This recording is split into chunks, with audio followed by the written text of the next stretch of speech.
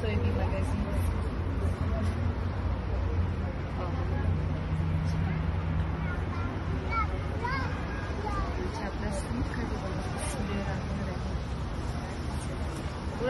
Buram baca.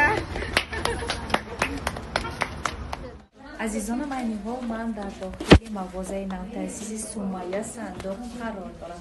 خب سمیه صندوق طول 2 سال فعالیت کاری خود را در شبکه اینستاگرام پیش می‌برد. هر چیزی که در اینجا می‌بینید البته محصول دستان خود عایشه بانو است، ولی صفحه‌اش در اینستاگرام سمیه صندوق است.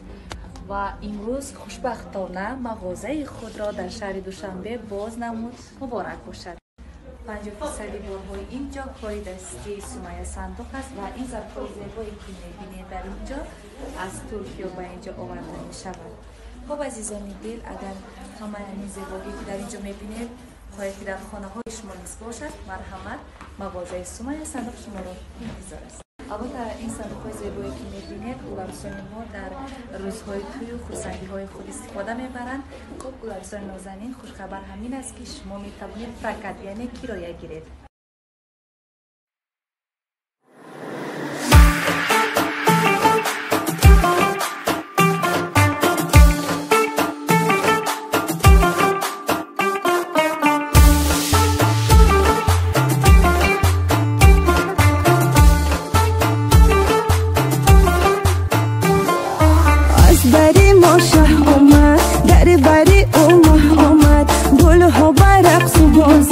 بلبل با چه چه اومد